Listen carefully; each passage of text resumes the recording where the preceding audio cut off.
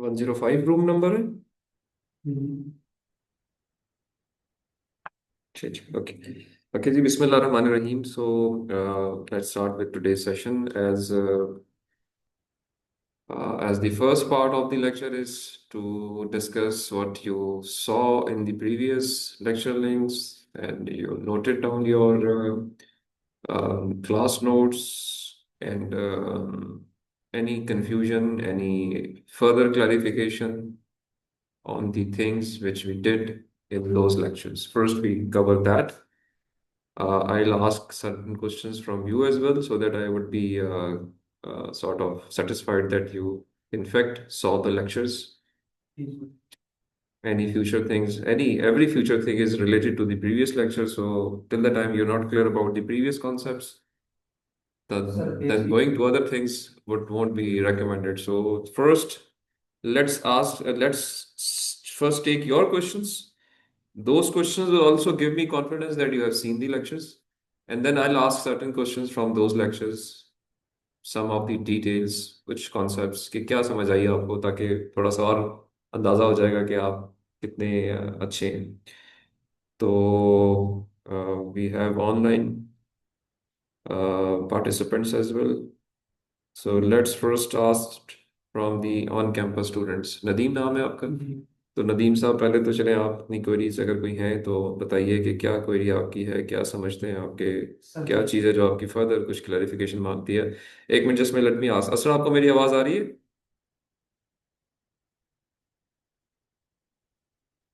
बिल्कुल सर जी। सर आवाज आ रही है। जी चलें। I come to you first. Let me ask the questions from Nadeem. जी नदीम, बताइए सर आप। बेसिकली लास्ट लेक्चर में भी पर्सनल इश्यूज की वजह से सर मैं घर गया हुआ और कल ही मैं वापस आया तो वो लास्ट लेक्चर मैंने देखा नहीं है। मुझसे पहला लेक्चर मैंने देखा। अच्छा चलें, पिछला लेक्चर देखा था तो उसमें से कोई आपने नोट्स बनाए हो, सामने है नहीं? अगर देखा है तो बनाए होंगे ना, सर तो क्योंकि आपने मुझे अभी तक समरी शेयर नहीं की। तो मैं कैसे कॉन्फिडेंट हूँ कि आपने जो है वो देखे हैं वो। सर मैंने लिखे थे लेकिन वो शीट्स पे लिखे थे सर, असाइनमेंट तो। अच्छा देखिए, थोड़ा सा ये कैजुअल एटीट्यूड को ख़त्म करना पड़ेगा। सही है, अगर आप वाकई चीज़ को अच्छे तरीके से करना चाहते हो और चाहते हैं कि आप इसका फ़ायदा उठाएं आगे आने वाली ज़िंदगी में, तो फिर थोड़ा सा सीरियस होके। सर मैंने फर्स्ट लेक्चर की समरी लिखी थी लेकिन ये मैं घर से। चलिए, अच्छी बात है, लिखी थी। मैं इसलिए पूछ रहा हूँ कि जो लिखी थी तो क्या है आपके दिमाग में, क्या है, क्या चीज़ें थी जो आपने उस लेक्चर में सुनी, और आपको कुछ, अगर मुझे वो मोटे नाम ही बता दें कि जी ये मैंने ये मेरे जहन में है, मैंने ये देखा था, ये देखा था, ये। आपने कुछ सर्च इंजन के बारे में बताया कि नाम कहाँ सर्च इंजन से हम सर्च पेपर को पढ़ सकते हैं। ठीक है, और और सर आपने टाइटल का जिक्र किया था जो हमारे चीज का उपयोग करो। और और इसके अलावा सर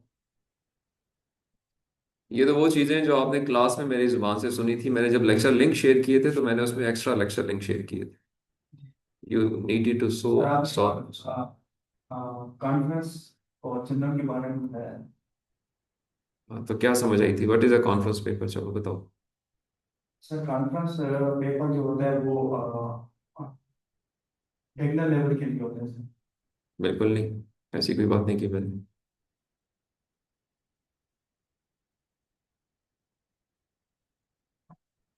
कॉन्फ्रेंस का कोई बिगिनर लेवल से या एडवांस लेवल से ताल्लुक नहीं है। नहीं देखा आपने लेक्चर, चले कोई बात नहीं। देखो Deep, be very straightforward with me. और देखो ये भी याद रखो, आप माशाल्लाह सारे समझदार हैं, आप भी और बाकी भी, कि अगर आप एक चीज गलत बयानी करेंगे तो अगली गलत बयानी उसे बड़ी करोगे, उससे अगली बड़ी करोगे, तो अल्टीमेटली खुद ही फंस जाओगे जाके। तो बेहतर होता है कि पहली स्टेज पे ही बंदा कहे कि नहीं सर सॉरी, मैंने नहीं देखा। Sorry is always, it's difficult to announce, but it saves lot of respect, right? तो कोई बात नहीं, नहीं देखा, no issues. I just forget, मैं मेरी मेमोरी इरेज हो गई है कि मैं आपसे, कोई ऐसी चीज है कि आपने नहीं देखी। आप बस ये कहेंगे जी ओके नहीं देखी, गलती हो गई। I will see it again, I will go back and I will repeat repeat all those links जो कि पहले लेक्चर के शेयर हुए थे, फिर सेकेंड वीक और थर्ड वीक के शेयर हुए थे। तो ये कोई अराउंड 8 से 10 लिंक्स हैं जो मैंने शेयर किए।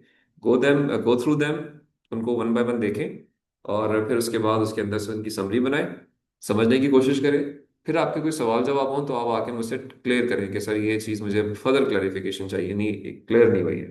ठीक है। तो चलें, आपकी मुझे कुछ समझ आ गई जी। असरा आगे आप भी आपकी तरफ आते हैं। बताइए जी असरा, क्या आपके कोई पहले तो सवाल जवाब जो लेक्चर आपने सुने उनके अंदर से कोई चीज़ आप पूछना चाह रही हो? Yes sir. सर फर्स्ट मेरा ये क्वेश्चन था कि जैसे आपने हमें इम्पैक्ट फैक्टर का एक फार्मूला बताया है कि इम्पैक्ट फैक्टर जो होता है वो citation in a given year और articles publish in previous 2 year.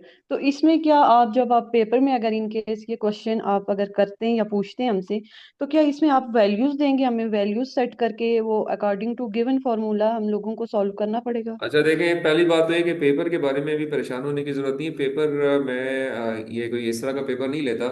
इसमें जो मेन इस सब्जेक्ट के अंदर जो मेजर कंसर्न है या जो ग्रेडिंग क्राइटेरिया है वो आपका प्रपोजल डिफेंस है, पेपर नहीं है। जी ठीक है। Mid term exam, and term exam वो एक फॉर्मेलिटीज है, और वो उसी के अंदर से होंगी जो मैं आपसे लेक्चर में चीजें कवर करूंगा, लेक्चर के अंदर से क्वेश्चंस करूंगा। और अगर सिर्फ इसी सवाल का जवाब दूं मैं आपका कि जी, मैं आपसे अगर पूछना हो मैंने एक इम्पैक्ट फैक्टर कैलकुलेट करें, तो जाहिर बात है मैं आपको कुछ वैल्यूज दे के अगर देना चाहूँ तो वो वैल्यूज दे दूंगा और आपसे कहूंगा कि जी कैलकुलेट कर ले। ऐसे ही होना चाहिए, और तो कोई तरीका नहीं होना चाहिए। But again my point is के papers are not important.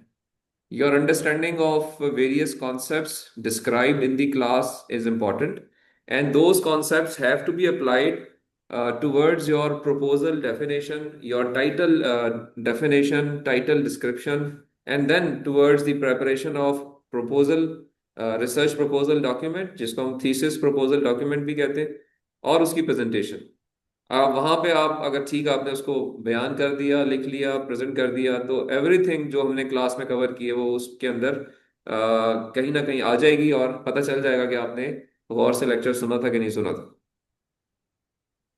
Okay sir. और सर एक क्वेश्चन मेरा ये था कि ये जो हम लोगों ने जर्नल की कैटेगरीज जो है ना वो डिस्कस की थी, वाई कैटेगरी, एक्स और डब्ल्यू कैटेगरी, तो वो हमारे रिसर्च पेपर्स के लिए भी मतलब जो हम लोग एमएस में करेंगे तो वो हमारे रिसर्च पेपर्स के लिए भी होगा कि हमारा रिसर्च पेपर कौन सी कैटेगरी में लाई कर रहे हैं? आपका रिसर्च पेपर से क्या मुराद है कि आप जो पेपर लिखना चाहें उनकी बात कर रही हैं आप? नो सर, जो हमारी रिसर्च होगी, अगर इन केस के अगर हमने रिसर्च करनी है तो मैं उससे रिलेटेड क्वेश्चन कर देखिए, रही मैंने आपको इसमें बड़ी क्लैरिटी से जो चीज़ें बताई थी वो ये बताई थी कि कॉन्फ्रेंस पेपर्स और जनरल पेपर्स में फ़र्क क्या होता है। ये फ़र्क आपको मैंने क्लैरिटी से इन लेक्चर्स में डिस्क्राइब किया है। फिर मैंने आपको ये बताया कि कॉन्फ्रेंसेस के पेपर्स की क्वालिटी किस तरह से जज की जाती है। इसी तरह से मैंने आपको बताया कि जनरल पेपर्स की क्वालिटी किस तरह से जज की जाती है। ठीक है जी। और ये जो कैटेगरीज मैंने आपको बताई, मैंने आपको कहा जी कि वेब ऑफ साइंस एक इंडेक्सेशन एजेंसी है, उनके कुछ क्वालिटी क्राइटेरियाज हैं जिनमें मेजर क्वालिटी क्राइटेरिया जो है वो इम्पैक्ट फैक्टर है। फिर मैंने आपसे कहा कि जी जो आपका स्कोपस है वो भी एक इंडेक्सेशन एजेंसी है, उनका जो मेजर क्राइटेरिया है वो क्वार्टाइल्स के अंदर वो लेक्चर्स अपने जर्नल्स को डिस्क्राइब करते हैं, और वहाँ पे स्कोपस जर्नल रैंक निकाला जाता है, SJR। ठीक है। फिर मैंने आपसे कहा जी कि एक HEC का भी क्राइटेरिया है, या उनका एक सर्च इंजन है जिसके अंदर HRS के तहत आपकी XYZ कैटेगरी में जर्नल्स जो है वो डिस्ट्रीब्यूट होते हैं। तो ये जो सारे क्राइटेरियाज है ना, ये जर्नल पेपर्स के ऊपर अप्लाई होते हैं जो आप पढ़ते हैं और आप लिखते हैं। तो ये हर एक पे एप्लीकेबल है। जो आप भी पेपर पढ़ोगे वो पेपर किसी जर्नल से आएगा या किसी कॉन्फ्रेंस से आएगा, तो उनके अंदर यही क्वालिटी क्राइटेरिया देखे जाएंगे। आप स्कोपस के तहत भी उन पेपर्स को देख सकते हैं, आप उनको वेब ऑफ साइंस के तहत भी देख सकते हैं, उनको आप HARS के तहत भी देख सकते हैं। हर रिसर्च पेपर किसी एक जर्नल से आएगा, तो जर्नल या तो X कैटेगरी का होगा या Y का होगा या Z कैटेगरी का होगा। वो जर्नल या तो क्वार्टाइल 1 का होगा या क्वार्टाइल 2 का होगा या क्वार्टाइल 3 का होगा। वो जर्नल आपका किसी इम्पैक्ट फैक्टर के तहत आया होगा, उसका कोई स्कोपस जर्नल रैंक होगा। तो ये सारे पैरामीटर हर पेपर पे, वो पेपर किसी जर्नल का है उस पे अप्लाई होंगे, और उसके तहत ही आप सेलेक्ट करेंगे अपने पेपर्स को कि मैं ओके जी ये पेपर है, ये पेपर फलां जर्नल का है और ये इन इन पैरामीटर्स को सेटिस्फाई करता है, तो okay it's good to go and good to read it. तो मुझे अगेन सवाल की आपकी समझ नहीं आई कि ये सवाल आपने जो किया वो किस बुनियाद पे किया, कि आप कोई कुछ और पेपर्स पढ़ेंगी किसी और दुनिया के, इस दुनिया के पेपर्स नहीं पढ़ेंगी?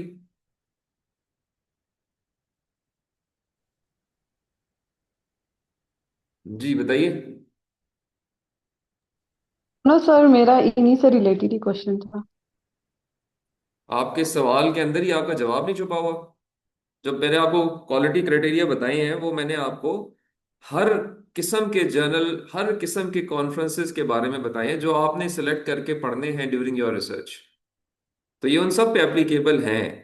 और मैंने इसमें आपकी टास्किंग भी की थी कि आपने 5 से 10 रिसर्च पेपर्स शॉर्टलिस्ट करने हैं बेस्ड ऑन दीज क्राइटेरिया, और वो आपने अगली क्लास में मुझसे डिस्कस करने हैं, एक स्लाइड के ऊपर लिख के लाने हैं, और I ask you to present it in the class, show it in the class, and we can discuss it कि जी वो किस तरह के रिसर्च पेपर्स हैं, क्या वो ठीक हैं, गलत हैं, और क्या इन क्वालिटी क्राइटेरिया पे पूरा उतरते हैं, नहीं होते हैं। उनमें कॉन्फ्रेंस पेपर कोई हैं तो आप बताएंगे, जर्नल पेपर कुछ हैं तो आप बताएंगे, और उनके ये पैरामीटर्स भी आपने उसके अंदर डिस्कस करने हैं।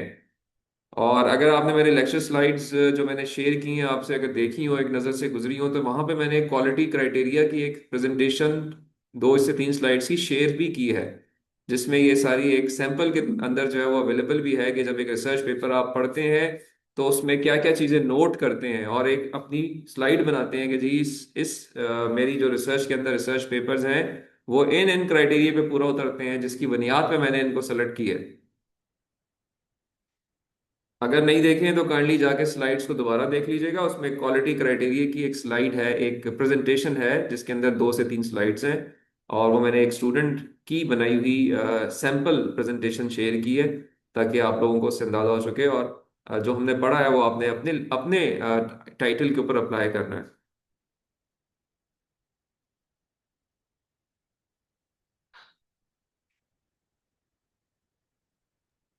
Okay sir. तो अभी मुझे ये बताइए कि आपने कुछ रिसर्च पेपर या कोई टाइटल के ऊपर होमवर्क किया है कि आप किस टाइटल पे रिसर्च करेंगे, और कौन से पेपर कुछ देखे हैं आपने, जो मैंने आपको तरीका पेपर ढूंढने का बताया था उसके तहत कोई पेपर सर्च किए नहीं किए, इस पे क्या जवाब है आपका?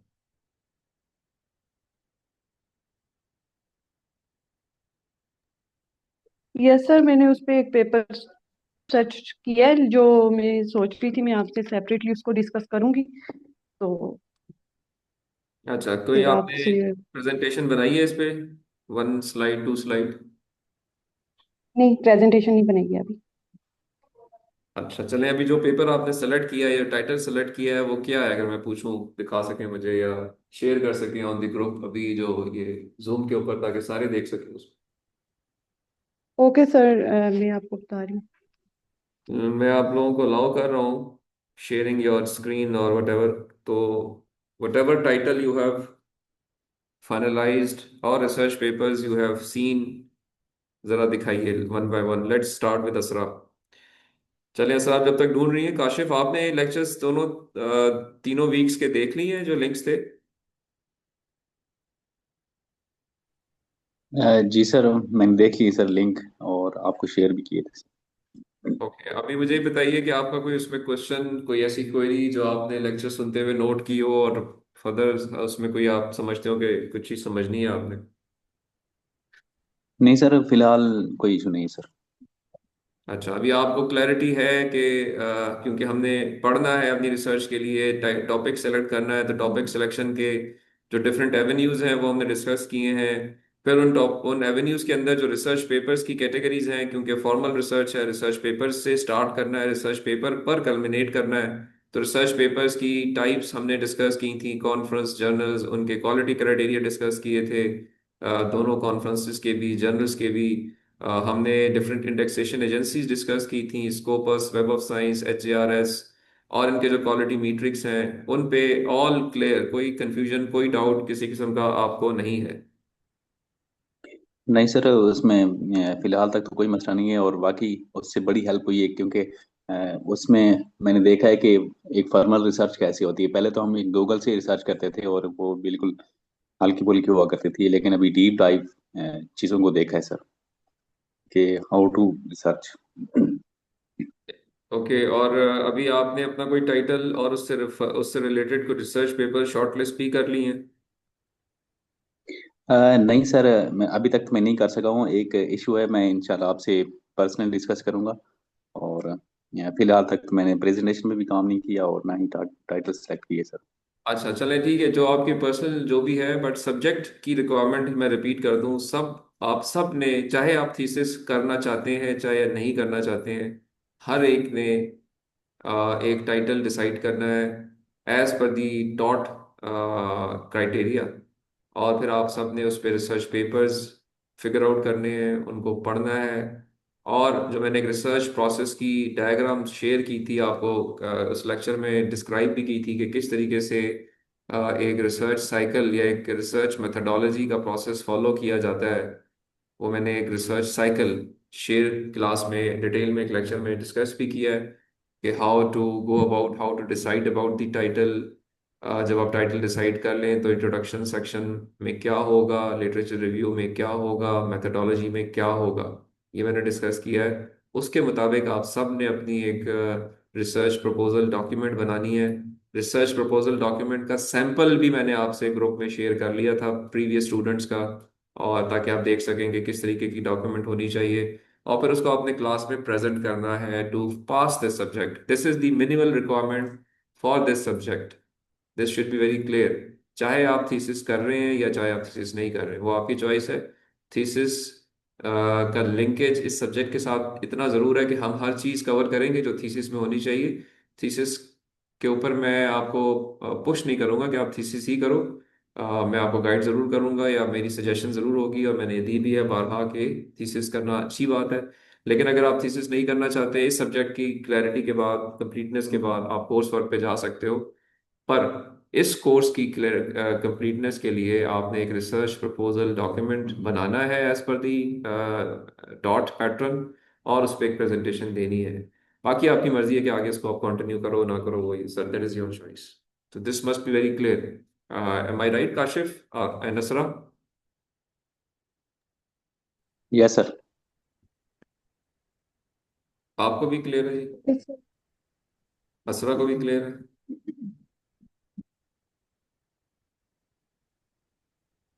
आपको भी क्लियर है जी? जी। करीम? Okay. So with this background, I again give you a couple of minutes to scroll your notes जो आपने बनाए हैं। असरा ने भी मुझसे शेयर की है कि लेक्चर समरीज, और काशिफ ने भी शेयर की है। काइंडली एक दफ़ा ज़रा उसको गो थ्रू करके, एक दफ़ा ज़रा स्क्रॉल करके, एक दफ़ा दोबारा देख लीजिए। और अगर अभी भी कोई क्वेरी आपकी है कि आप समझते हैं कि ये चीज़ मुझे लिंक नहीं हो रही, तो आप मुझसे पूछ सकते हैं। I give you 2 minutes. आपने भी सर लेक्चर तो एक देखा हुआ है एज पर योर अंडरस्टैंडिंग, तो वो जो लेक्चर देखा अगर तो दिमाग में उसको आप थोड़ा सा रिवाइज कर लें, क्या देखा था। Sir last lecture please. आपने जो देखा है मैं तो उसकी बात कर रहा हूँ, पता नहीं कौन सा देखा आपने, वो आप ही बता सकते हैं। सर प्रीवियस मैंने नहीं देखी।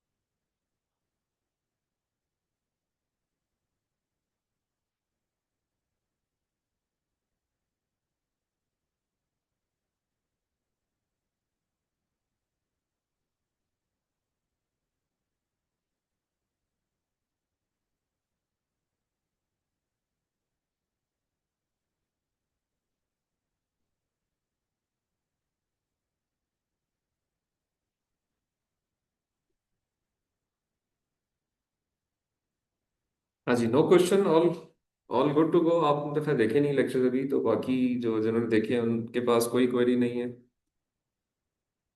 Kashif and Asra, no nothing to ask, all good. Sir all good sir. अच्छा जी, चले। If you Asra was trying to share some of the title and the research paper, जी शेयर कीजिए जरा, उसको हम डिस्कस कर लें फॉर एवरीबॉडी। क्या फाइनलाइज किया आपने जी? करें शेयर।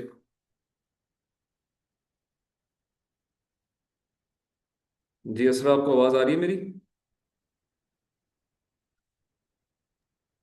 सर आवाज आ रही है। मैं इधर शेयर करूं या जूम पे शेयर करूं या व्हाट्सएप ग्रुप में? जी जूम पे शेयर करें ना, अभी आप यहाँ पे शेयर के ऑप्शन पे जाएं, you can share whatever you feel like, it would be shown to everybody. मैं जूम की बात कर रहा हूँ।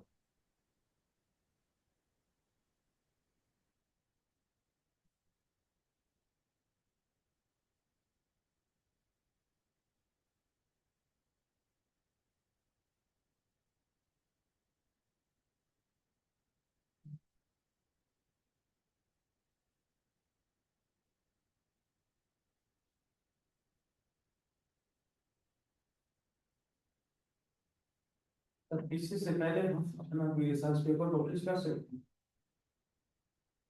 यूनिवर्सिटी सॉरी, रिपीट कीजिएगा क्या? यूनिवर्सिटी की थीसिस से पहले कोई हम अपना रिसर्च पेपर जी पब्लिश। जी बिल्कुल, एनी टाइम, कोई पाबंदी नहीं है। आप पहले भी कर सकते हैं, आप बाद में भी कर सकते हैं, आप इससे पहले से कर रहे हो, देयर इज नो इशू।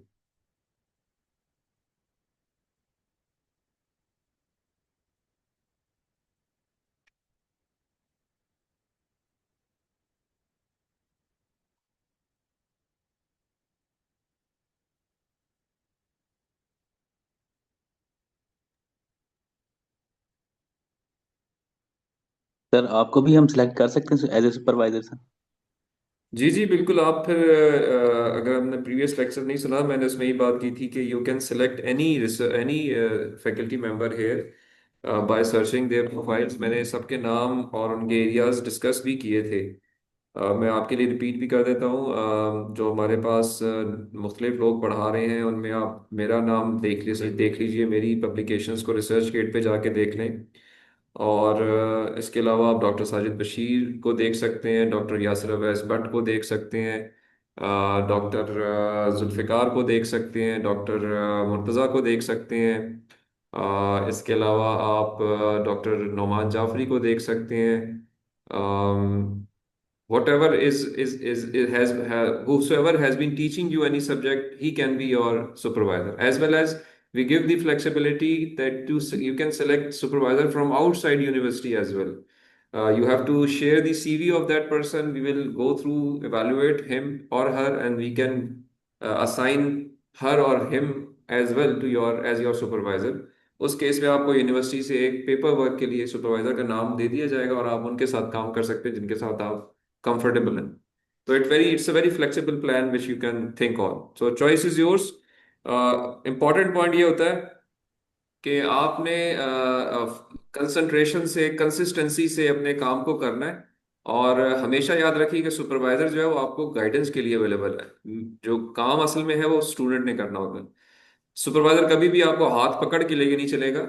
वो आपको ये जरूर बता सकेगा कि ओके जी ये 3 रास्ते हैं, आप इन 3 रास्तों में से आप बताएंगे सर ये 3 रास्ते हैं, मैं क्या करूं, तो वो आपको अपने एक्सपीरियंस की बेस पे कहेगा नहीं ये जो पहला रास्ता है ये ठीक नहीं है, दूसरा भी ठीक नहीं है, तीसरा ठीक है, इस पे आप चले जाएं, या तीनों ठीक नहीं है, एक चौथा रास्ता आप नहीं समझ पाए उस पे चले जाएं। तो that is what all generally speaking is the role of a supervisor. He will assist you in going on your path. But ये ना सोचिएगा कि कोई भी सुपरवाइजर आपके साथ बैठेगा और लंबी नशिस्तें लगाएगा और आपके काम करेगा। नहीं, काम तो आप नहीं करना है, आपको गाइडेंस के लिए अवेलेबल होगा। तो इस पर्सपेक्टिव से, इस बैकग्राउंड के साथ you can select any one. ठीक है काशिफ? जी सर ठीक हो गया सर। ओके।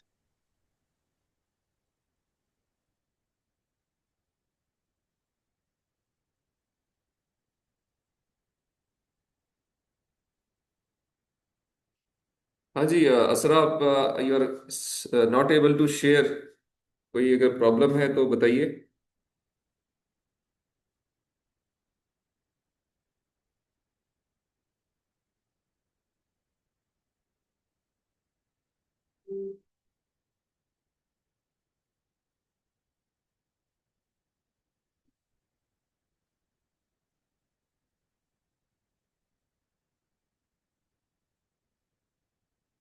जी काशिफ, एनी अदर क्वेश्चन? आप कहाँ से ज्वाइन कर रहे हो, अहमदाबाद से? सर मैं अभी घर आया हूँ, लीव पे हूँ सर। तो कल इंशाल्लाह वापसी है मेरी।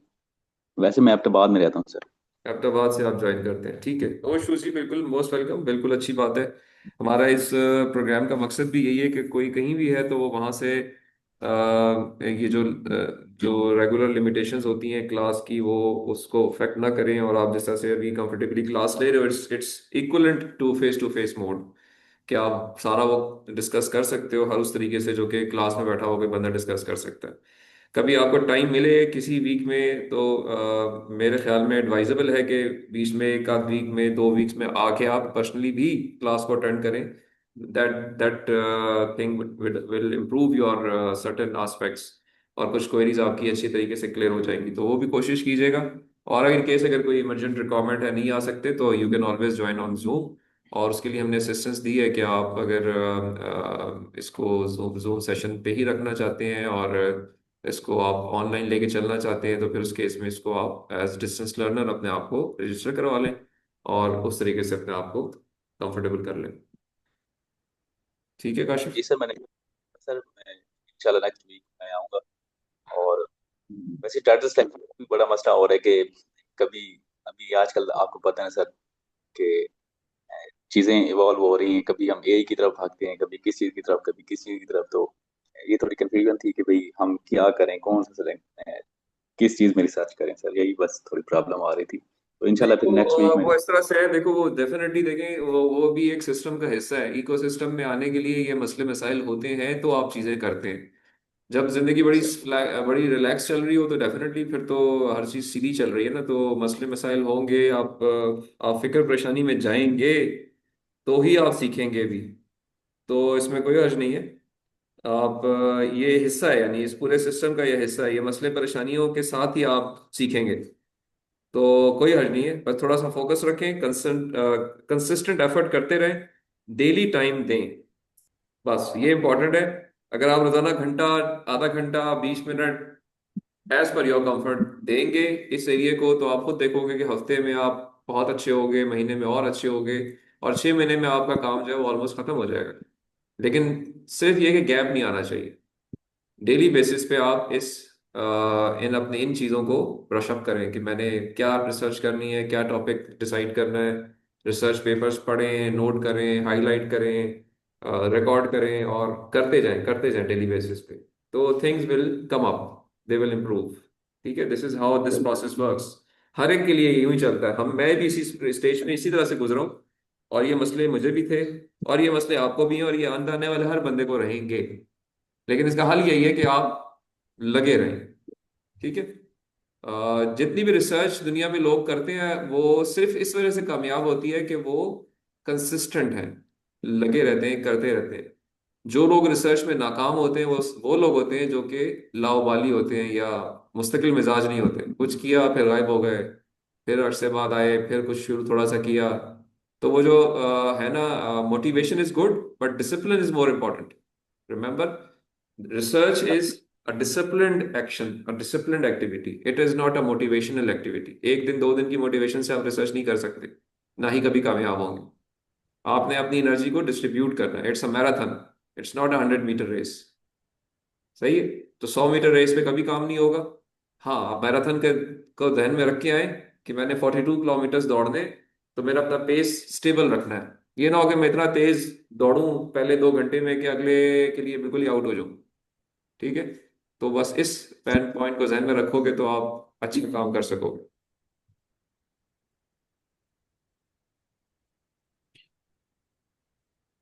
अच्छा जी, ठीक हो गया। तो Kashif, I think Asra is gone, she saying कि लाइट इज, उनका कोई लाइट का प्रॉब्लम शुरू हो गया। अक्सर लोगों की लाइट चली जाती है, जब उनसे मैं सवाल करता हूँ या काम बताता हूँ तो उनकी लाइट चली जाती है। तो खैर है, कोई बात नहीं, नेक्स्ट टाइम पे दोबारा हम असरा को एंगेज कर लेंगे। ओके, सो इट मीन्स के आई शुड बी क्लियर कि आपके अभी इस वक्त कोई प्रॉब्लम ऐसे नहीं है जिनमें आपको कोई मसले मसाइल आ रहे हो। अच्छा, अब मैं आपसे रिक्वेस्ट ये करूंगा कि आप काइंडली अगर अभी तक आपने रिसर्च पेपर्स फिगर आउट नहीं किए बट लेक्चर्स देखे हुए हैं, तो मैंने आपको सोर्सेज बताई थी कि किस तरीके से रिसर्च पेपर्स को शॉर्टलिस्ट करना है।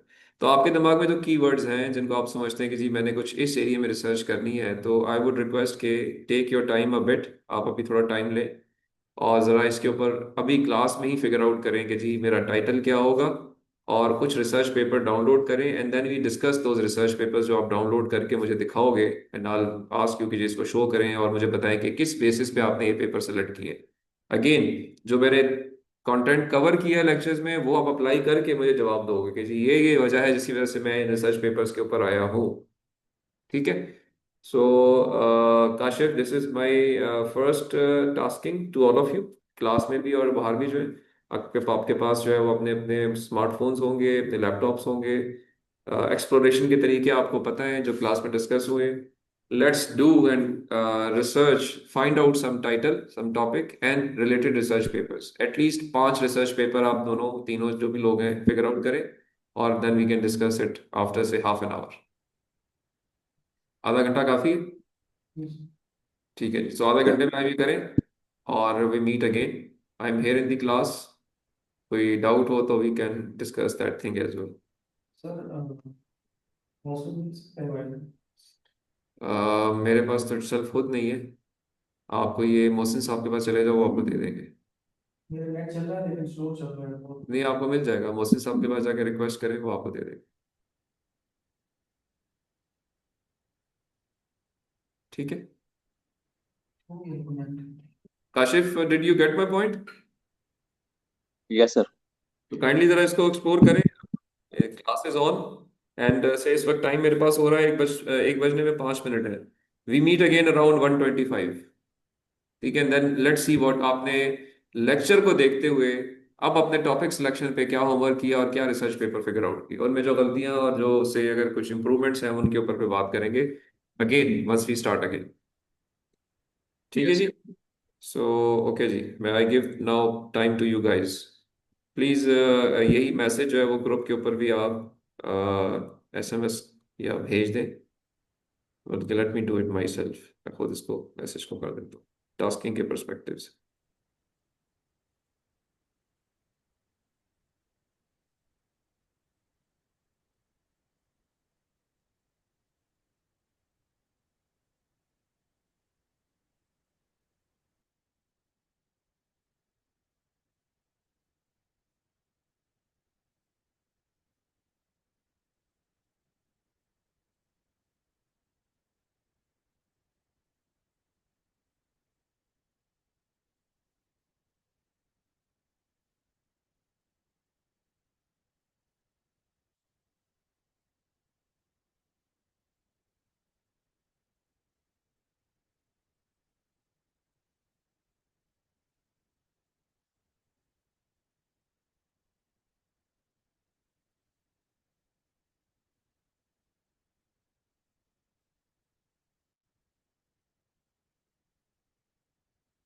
सर एक्सक्यूज मी, मैंने शेयर किया है।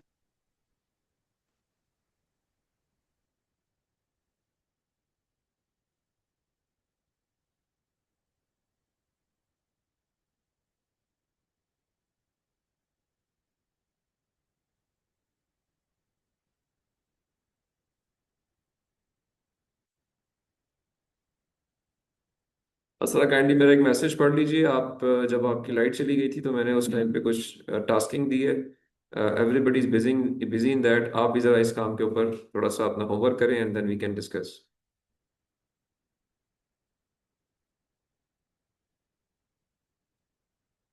Okay sir.